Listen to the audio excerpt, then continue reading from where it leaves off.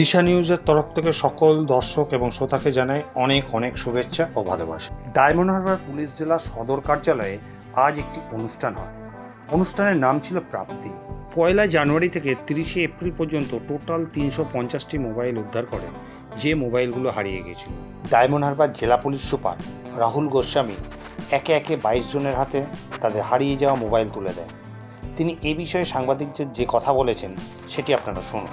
আমাদের আজকে এই প্রাপ্তি যে অনুষ্ঠানটা হয় আমরা করি প্রতি 3-4 মাস অন্তর অন্তর, সেইটা করছি।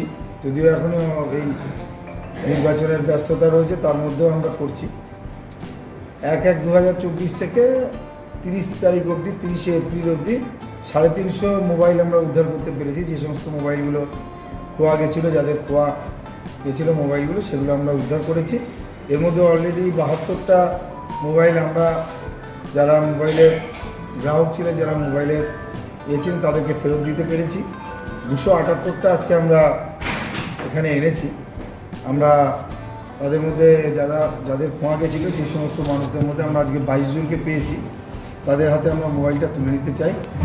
এটা একটা বলতে পারেন পুলিশের সঙ্গে সাধারণ মানুষের একটা যোগাযোগের একটা জায়গা, যে সাধারণ মানুষ এই জায়গাটায় আমাদেরকে ভরসা করতে পারে যে পুলিশের কাজগুলি করছে। এবং ডায়মন্ড হারবার পুলিশ সবসময় স্থানীয় মানুষদের সঙ্গে আছে, পাশে আছে। আমরা এই বার্তাটা দেওয়ার জন্যই মূলত এই অনুষ্ঠানটা করা। যারা প্রাপকরা যারা আজকে এখানে এসছেন, তাদের প্রত্যেককে আমরা অভিনন্দন জানাচ্ছি। তাদের প্রত্যেককে আমরা বলছি যে সবসময় ডায়মন্ড হারবার পুলিশ আপনাদের পাশে আছে। যে কোনো বিপদে বা যে কোনো অসুবিধায় আপনারা আমাদেরকে কল করুন, আমাদের কন্ট্রোল রুমে জানান, থানাতে জানান। আমরা সবসময় আপনাদের সঙ্গে সহযোগিতার জন্য প্রস্তুত।